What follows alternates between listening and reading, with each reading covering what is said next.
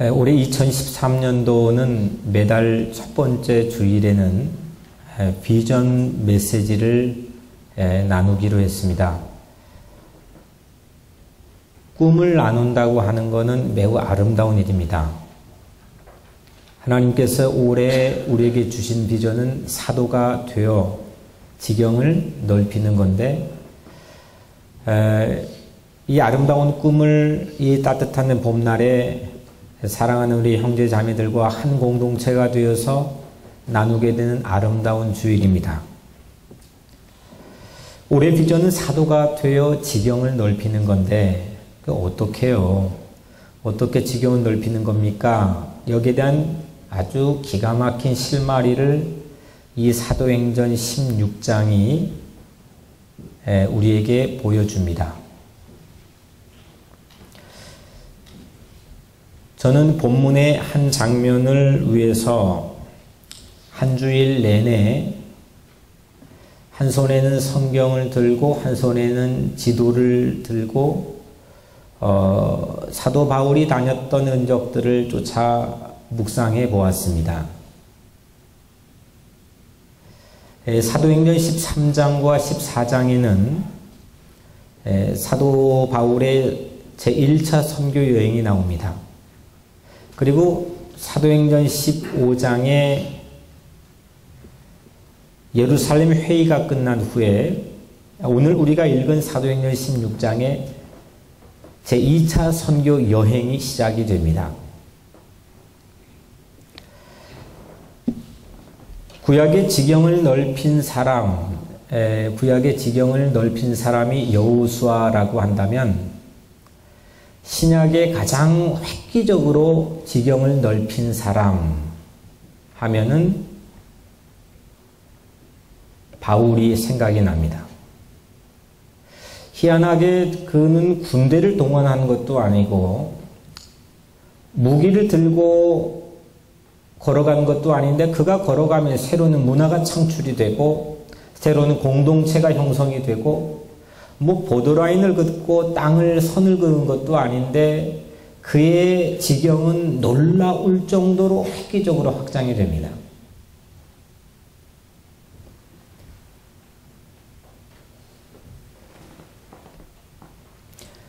지경을 넓히는 것은 사도들의 전매 특허입니다. 사도는 지경을 넓히는 사람입니다.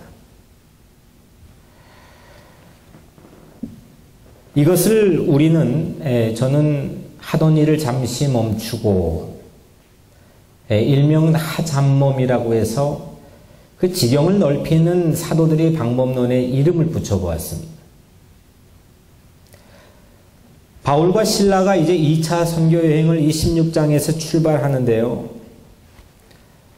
굳이 설명을 하자면은 이스라엘 땅의 맨 위에 가면 안디옥이라고 하는 도시가 있습니다. 굳이 말하면은 이 직사각형이 있습니다. 직사각형의 맨 이 아래쪽 동쪽 끝에 꼭지점을 찍어 놓는다면은 거기 안디옥이라는 도시입니다. 거기에서 제2차 선교 여행을 출발해서 어디까지 갔느냐? 지금의 터키 대륙인데 이 터키 대륙을 횡단해가지고 맨 서쪽, 맨 북단에 또 점을 찍어 놓으면 거기 드로아라고 하는 항구가 나옵니다. 이 드로아 항구에 사도 바울이 도착을 합니다.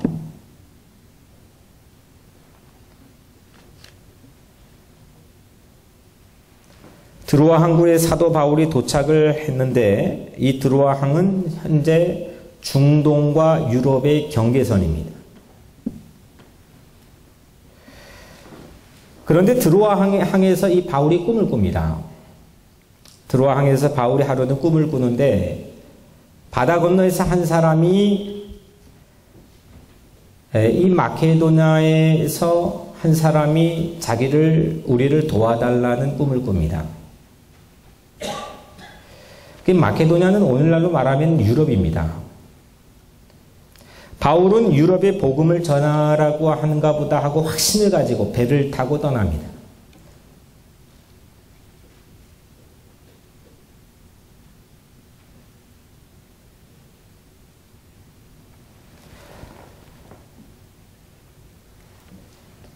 오늘 11절 읽지는 않았지만 11절 12절에 보면 우리가 드로아에서 배로 떠나 사모드라게로 직행하여 이튿날 네아폴리로 가고 거기에서 빌립보에 이르니 이는 마게도냐 지방의 첫 성이요 또 로마의 식민지라. 다시 말하면 빌립보는요, 아까 터키는 이 네모 직사각형의 맨 위쪽에 드로아 항구가 있고 거기에 아주 좁은 바다가 있고 또 네모난 대륙이 하나 붙어 있다 생각하면 그 네모난 이 대륙은 유럽입니다. 마케도니아 대륙인데 여기 맨 끝에 빌립보라고 하는 도시가 있습니다. 그 마케도냐로 건너오라는 확신을 가지고 바울과 실라가 배를 타고 건너가는데 거기서 만나는 두 가정이 있습니다. 루디아의 가정과 감옥에서 만난 간수장의 가정입니다. 지경의 경계를 넘어 첫 도착지인 빌립보에서 첫 스케줄이 뭐냐 하면 기도 장소에 가는 겁니다. 오늘 16절 이 본문의 처음 시작에 우리가 기도하는 곳에 가다가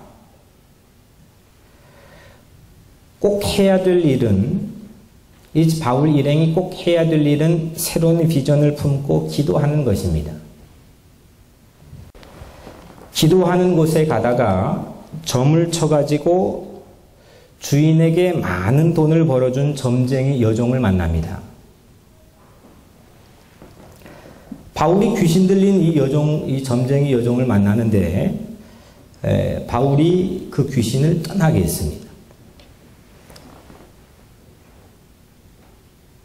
이 여종에게 늘 시달렸던 이 귀신을 떠나게 했으니까 좋은 일이지만 여종 때문에 돈을 번 주인에게 아주 막대한 피해를 입혔습니다. 사업이 망한 주인에게 고발당하는 바울이 이제 사업이 쫄딱 망해버리니까 그 주인이 바울을 고발을 했습니다. 그 고발당하는 바울이 옷을 다 벗겨진 채로 나체로 시퍼러는 멍이 들도록 공개 태형을 맞게 됩니다. 그리고 감옥에 갇힙니다. 이때 간수장이 등장하는데 간수에게 명하여 든든히 지키라 하니 그가 이러한 명령을 받아 그들을 깊은 옥에 가두고 그 발을 착고에 든든히 채웠더니 탈출은 꿈에도 꾸지 못하도록 삼엄하게 감시하라고 이 교도소장이 명령을 받았습니다. 간수는 명령대로 감시가 가장 삼엄한 곳에 그 감옥에 두 사람을 가두고 발에 족쇄를 채웠습니다. 마치 한국의 청송교도소나 한국의 가장 이 삼엄하게 경비한다는 청송교도소나 미국의 관타모나 수용소 같은 곳이라고 상상하면 좋을 듯 싶습니다. 고고학 자료를 통해서 사진을 보니까 빌립보에서 실제 바울이 갇힌 감옥의 유적지로 추정되는 곳이 있는데 그 사진을 보니까 맹수가 갇히는 우리 같은 모습입니다. 맹수를 가둬놓는 우리 같은 그런 모습입니다. 바울의 육체가 거기에 갇히기도 했지만 사실 엄밀히 말해서 바울의 유럽이 감옥에 갇혔습니다. 커다랗게 품고 있는 큰 꿈이 갇힌 겁니다. 모든 스케줄이 빌립보 감옥에서 딱 하고 스톱되었습니다. 한 발자국도 앞으로 내디딜 수가 없었습니다. 그날 밤 자정입니다. 미드나잇이 되었을 무렵에 바울과 실라가 감옥에서 기도하며 힘차게 찬양을 부를 때에 갑자기 큰 지진이 일어났습니다. 옥터가 흔들리고 그 영향으로 옥문이 열렸습니다. 모든 죄수들을 묶어놓았던 족쇄가 풀어졌습니다. 하던 일이 외부의 힘에 의해서 중단된 겁니다. 하던 일이 외부의 힘에 의해서 중단되었는데 이게 다시 열린 겁니다.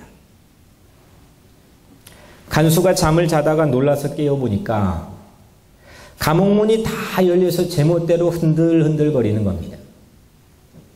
간수는 죄수들이 탈출한 줄 알고 나는 이제 죽은 목숨이구나 라는 생각에 자살하려고 할 찰나입니다. 바로 그때였습니다. 바울과 실라는 하던 일을 계속할 찬스가 이제 주어진 겁니다. 문이 다 열리고 족쇄가 풀어졌습니다. 하던 일은 유럽을 품고 기도 장소로 옮겨가던 일입니다. 오늘 16절에 우리가 기도하러 가다가 유럽을 마음에 품고 마케도냐 대륙을 마음에 품고 이제 처음 열쇠 구멍 같은 그 빌립보라는 도시에서 이제 그 비전을 품고 기도하러 가는 중이었습니다. 예루살렘 회의에서 이방인의 사도로 바울을 임명하며 그 손에 편지를 하나 베드로를 비롯한 나머지 사도들이 지어주는데 거기에다가 이 바울에 대한 추천서를 이렇게 써놨습니다. 이 사람은 예수 그리스도 이름 때문에 생명도 아까워하지 않는 사람이다.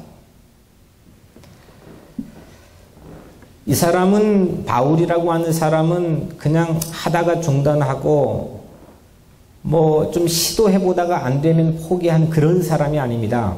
예수 믿기 전에도 예수 믿는 사람 잡으러 다니면서도 목숨 내놓고 하는 사람입니다. 한 번 시작한 일은 생명을 아까워하지 않는 그런 사람입니다. 빌립보의 이 도시에 선 바울은 이 마케도냐라고 하는 어마어마한 유럽의 대륙을 마음에 품고 생명을 아까워하지 않고 이제 첫 발을 내딛는 겁니다.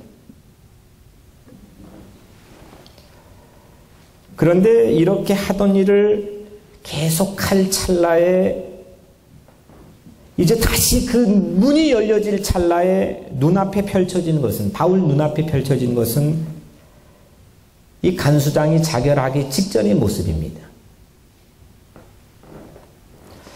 간수장은 바울을 감옥에 쳐놓고 아주 삼엄하게 감시하던 사람입니다. 그 사람이 옆에서 자결한다고 해서 여러분들은 어떻게 하겠습니까?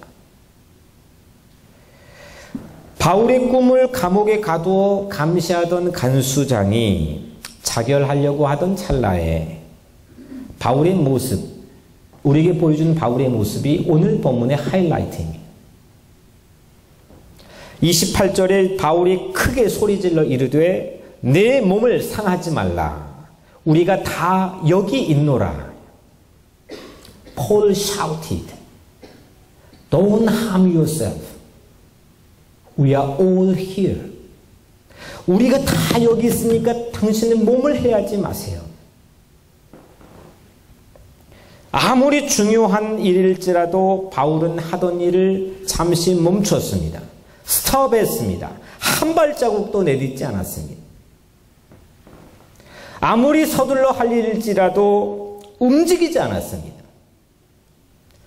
그 엄청난 마케도냐의 유럽 대륙하고 이 간수장하고 여러분들이 저울에 놓고 재본다면 어디로 기울겠습니까? 바울의 스케줄에는 마게도냐로 가야 되는데 지금 간수장이 내 눈앞에 보여지는 건 자결하려고 할 찰나입니다. 이걸 두 개 놓고 저울에 재보면 어디로 비교가 되겠습니까? 그럼에도 바울은 멈췄습니다. 하던 일을 멈췄습니다. 가던 길을 멈췄습니다. 이것이 바로 하나님의 마음이기 때문입니다. 품에 있는 99마리 양과 품에 99마리가 있습니다. 근데 품에서 나가서 길 잃어버린 한 마리 양이 있습니다. 이걸 어떻게 경제가치로 비교할 수 있겠습니까? 하지만 예수님은 그 한 마리 길을 잃어버린 양을 위해서 하던 일을 몽땅 다 멈추어야 되지 않냐라고 말씀했습니다. 성경을 위해서라면 하던 일을 잠시 멈출 수 있는 것이 하나님의 마음입니다. 이 하나님의 마음을 알지 않고서는 한 획도 이해할 수 없는 것이 바로 성령입니다. 이 하나님의 마음을 알면 글자를 알지 못할지라도 이 성경에 흐르는 영성의 광맥을 캐 올릴 수 있는 이 성경입니다. 그래서 하잣몸이 지경을 넓히는 하나님의 마음이고 하나님의 방법입니다. 가속도를 낼 엑셀은 우리 인생을 가만히 보면 가속도를 낼 이 엑셀은 기름칠이 잘 되어 있는 경우가 많이 있지만 좀 더 열심히 부지런히 성실히 하게 계속해서 밟는 이 엑셀은 잘 기름칠이 되어 있지만 어디에서 멈춰야 될지 이 브레이크가 말을 잘 듣지 않아서 외부적인 충격에 의해서 꽝 부딪혀가지고 억지로 멈춰줄 때만 우리는 멈출 때가 참 많이 있습니다. 간수장이 횃불을 들고 커피 안으로 들어왔습니다. 이 교도소장이 부들부들 떨며 털푸덕하고 주저앉았습니다. 바울과 실라 앞에 무너지듯 주저앉아서 어떻게 해야 구원을 얻어 참으로 살 수 있습니까? 하고 물었습니다. 이때 바울이 말합니다. 주 예수를 믿으라. 그리하면 너와 내 집이 구원을 얻으리라. 그날 밤 자정의 미드나잇에 시작한 이 엄청난 믿을 수 없는 엄청난 일이 이 교도소장과 그 가족들이 경험하면서 그날 새벽에 바울과 실라의 앞에 그들이 들려준 얘기를 쭉 하고 들었습니다. 그리고 오늘 본문의 이야기를 보면 이 간수장과 그 가족은 하나님을 믿었고 세례까지 받았습니다. 아침까지 기다릴 수가 없었습니다. 미드나잇부터 동터 오르기 전까지 불과 맥시멈으로 6시간 되지 않겠습니까? 이 시간 동안 엄청난 일이 일어나는 겁니다. 그날 새벽 간수장 집에서는 음식을 장만했다는 게 오늘 엔딩의 장면입니다. 축하연이 벌어졌습니다. 자정부터 이 약 6시간 동안 지속된 잊지 못할 새벽, 그날 새벽이 잉태해낸 간수장과 이 간수장의 가족들은 루디아 가정과 더불어서 그 엄청난 빌립보 교회, 로마 이 유럽의 관문을 연 첫 번째 이 엄청난 빌립보 교회의 개척 멤버가 되었습니다.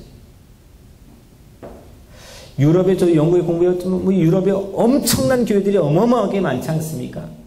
1000년의 역사, 2000년의 역사를 끌어왔던 엄청난 교회들이 있는데 그 첫 번째 관문의 열쇠의 구멍 같은 그 빌립보 도시에 세워진 빌립보 교회는 바로 이 간수장과 간수장의 가족들에 의해서 개척이 됐다는 겁니다. 안디옥 교회가 터키 지역을 향한 이 아까 네모난한 직사각형의 터키 지역을 향한 열쇠 구멍 같은 선교의 전초기지였다면 또 하나의 직사각형인 유럽의 대륙 마케도니아 대륙의 열쇠 구멍 같은 이 빌립보 교회는 유럽을 향한 선교의 전초기지가 되는 겁니다. 만약 바울과 실라가 하던 일을 멈추지 않고 계속하며 옆에 간수장을 못 본 척하고 유럽으로 내달렸다면 어떻게 됐을까? 아마 10번도 20번도 지난 한 주간 동안 제가 더 물었습니다. 어떻게 됐을까? 아찔했습니다. 제가 그렇게 좋아하고 암송하는 이 빌립보서, 옥중서신의 꽃이라고 불리는 이 빌립보 교회에 보냈던, 감옥에서 보냈던 그 4장밖에 되지 않지만 주옥 같은 말씀이 담겨있는 빌립보서 우린 구경도 못하는 겁니다. 이 모든 일은 하던 일을 잠시 멈추고 한 사람을 바라보는 하잣몸에서 이루어졌습니다. 분주함 가운데선 어림도 없는 일입니다. 그래서 내 스케줄대로 살지 않고 하나님의 스케줄대로 살아야 하는 것이 중요한 겁니다. 이것이 세상 달력 따라 살지 않고 교회 달력 따라 사는 달콤한 열매 아니겠습니까? 왜 신년마다 교회 달력 몇백 부씩 찍어가지고 각 가정에 사업체 나눠주는 겁니까? 거기에 교회력이 있는데 그 교회력에 따라서 하나님의 스케줄에 따라서 우리의 삶이 훈련되어지고 거기에서 얻어지는 삶의 은총과 맛을 보며 살자는 것이 교회 달력을 여러분들의 집에 붙여놓고 사업체에 붙여놓는 의미 아니겠습니까? 하지만 세상은 우리에게 우리의 스케줄을 너무 많이 요구합니다. 1월부터 12월까지 어떻게 그냥 눈 깜짝할 사이에 한 주 한 주가 지나갑니다. 하지만 우리가 하던 일을 잠시 멈춰야 될 때, 하나님의 일정과 하나님의 스케줄에 우리 눈을 맞춰야 될 때는 우리가 엑셀을 밟으면 안 됩니다. 사도가 되어 관계의 지경을 넓히는 비전은 그래서 하잡mom하지 않으면 어림도 없는 일입니다. 군대도 동원 않고 무기도 가지지 않았는데 그들이 걸어가면 지경이 넓어졌던 이유는 그들은 하잡mom했기 때문입니다. 하던 일을 잠시 멈추고 하나님의 일정에 그들의 삶을 맞췄기 때문에 그들이 가는 곳에 놀라운 일들이 일어나는 것. 사도는 그래서 하잡몸 세포가 누구보다도 민감한 사람입니다. 아주 센서티브합니다. 이게 발달된 사람들이 사도들입니다. 내 스케줄이 아무리 세밀하고 견고할지라도 하나님의 스케줄이 멈추라고 한다면 하던 일을 멈추는 것이 사도이기 때문입니다. 아주 큰 일을 당해서 외부적인 충격에 의해서 우리가 억지로 나무에 부딪혀서 내 차가 멈추는 게 아니라 자연스럽게 페달을 밟으면서 브레이크를 밟으면서 우리의 삶의 속도를 조절하는 게 우리는 필요한 지혜라고 생각합니다. 사도는 하잡몸 방법으로 지경을 넓혔습니다. 이것이 사도행전의 역사입니다. 지난해 12월 3일 정오 12시 반경에 뉴욕의 맨하탄 한 지하철 플랫폼에서 우리 형제인 고 한기석 집사님이 유명을 달리했습니다. 수십 번이나 사진 플래시를 터뜨린 분주함과 그 사진을 돈과 받고 신문의 일면으로 기재한 뉴욕타임즈의 생명을 경시하는 마음, 이런 분주함이 생명을 잃게 했습니다. 하지만 그러나 뉴욕 우리 교회는 그 이후 하던 일을 잠시 내려놓았습니다. 우리 모든 분주한 일정도 내려놓았습니다. 교회 모든 중요한 스케줄도 내려놓았습니다. 한 사람과 그 가정을 주목했었습니다. 이것이 하잡몸의 영성입니다. 양희철 원로 목사님이 암에 걸린 수술을 앞두고 있습니다. 그래서 요 몇 주 사이에 우리가 하잡몸 정오 기도를 합니다. 여러분도 그걸 어떻게 생각하실지는 모르겠지만 이거는 하나님 마음을 갖는 매우 중요한 영성입니다. 하잡몸은 생명을 살리는 놀라운 기적을 만들어낸다고 믿습니다. 작년 이맘때 하잡몸을 통해 우리 교회 두 권사님이 암에서 치유받았다고 저는 믿습니다. 그분들이 어떻게 누구한테 기도를 받았고 어떻게 약을 썼고 해서 치유받았다고 생각하건 저는 그렇게 믿고 있습니다. 그때 온 교우들이 하잡몸 정오 기도를 드렸는데 그것이 기적을 만들었다고 저는 믿습니다. 저는 치유의 은사가 있는지 없는지 잘 모르겠습니다. 제가 기도해서 나았다고 그렇게 자신 있게 생각하지 않습니다. 서로 제가 기도해서 나았다고 해도 어떤 특별한 능력을 가진 분이 기도해서 나았다고 해도 그것이 과연 몇 %나 되겠습니까? 제가 1000명을 기도했는데 그 중에 나을 수 있는 퍼센테이지가 몇 명이나 되겠습니까? 그걸로 내가 했다 우쭐할 생각 조금치도 없습니다. 저는 아마 그런 능력이 없는지도 모르겠습니다. 하지만 저는 그보다 더 위대한 능력을 하던 일을 잠시 멈추고 한 사람을 사랑하고 한 사람을 위해 기도하고 중보하는 일이라고 확신하고 있습니다. 이 하잡몸의 기도는 어떠한 삶의 난관과 어려운 삶의 문제도 해결할 수 있다고 저는 120%, 150% 이거는 확신하고 있습니다. 한 사람을 위해 중보하는 능력이라 저는 생각합니다. 이것이 목양의 원리 아니겠습니까? 성경이 우리에게 제시하고 있는 목양의 원리는 바로 이겁니다.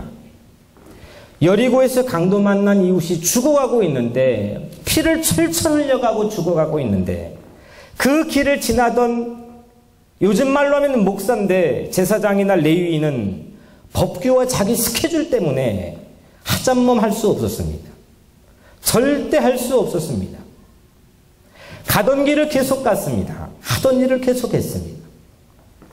그런데 착한 사마리아 사람, 기대도 하지 않았던 착한 사마리아 사람은 하던 일을 올스톱했습니다. 가던 길을 올스톱하고 그와 함께 여관에 갔습니다. 하룻밤을 머물렀습니다. 하잣몸했습니다. 하잣몸해야 영생을 얻는 거고 하잣몸이 곧 복음인 겁니다. 설교를 준비하면 사복음서를 마태복음, 마가, 누가, 요한을 다 처음부터 지난 한 주간 읽어보았습니다. 예수님의 사역은 온통 하잣몸이거든. 혈병 12년 동안 걸린 여인도, 베데스다 38년 병자도, 삭개오도, 바디메오도 모두 다 예수님의 하잣몸 때문에 구원받은 증인들입니다. 길을 가시다가 옷깃이 스치면 돌아보셨고, 병든 자가 있으면 머물렀고, 아파하는 사람이 있으면 만져주고, 외로워하는 자가 있으면 친구가 되어주고 그 집에 들어가 주었습니다. 우리는 모두 다 예수님의 하잣몸 때문에 구원받은 증인들입니다. 놀랍지 않습니까? 십자가야말로 가장 극적으로 하던 일을 올스톱한 자리입니다. 세상을 천지를 주관하신 하나님께서 하던 일 모두 중단하고 십자가에 올라가신 시간과 장소가 골고다 아닙니까? 로마를 뒤집어 엎고 새 세상을 가져와야지. 그렇게 기대 만빵이었던 제자들, 그리고 민중들을, 이들의 염원도 모두 올스톱, 모두 다 스톱하고 골고다에 올라간 곳이 십자가입니다. 기묘한 기적을 베풀면서 수없는 군중들을 몰고 다니는 그 엄청난 중요한 일, 사람 고쳐주고 사람 살려주는 게 얼마나 중요한 겁니까? 그 일까지도 모두 다 올스톱한 곳, 그것이 예수님의 십자가입니다. 겟세마네에서 예수님이 오죽했으면 땀이 흘려지는데 피처럼 보일 정도로 그냥 이 길을 지나가게 해달라고, 그냥 하던 일을 계속하게 해달라고 그렇게 기도했지만 그 하던 일에 유혹을 뿌리치고 하나님 뜻대로 그 자리에 멈춘 곳이 십자가 아닙니까? 손도 발도 호흡도 심장의 박동도 모두 다 멈춰버린 곳이 십자가입니다. 나 한 사람 때문입니다. 길 잃어버린 여러분들의 한 영혼 때문입니다. 우리 가정 때문입니다. 우리 교회 때문입니다. 사랑하는 성도 여러분, 복음이 뭡니까? 경제 가치를 따져가지고 유럽 대륙이 중요하냐 아니면 이 간수장이 중요하냐, 그거 따지는 게 복음이 아닙니다.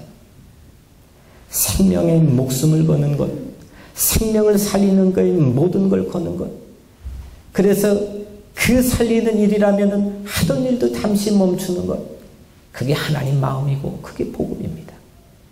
사랑하는 성도 여러분, 지경을 넓히는 사도들의 전매 특허는 하잣몸입니다. 하던 일을 잠시 멈추고 한 사람을 사랑하고 한 사람을 중보하고 한 사람을 위해 기도하고, 그 마음이 십자가의 마음이기 때문입니다.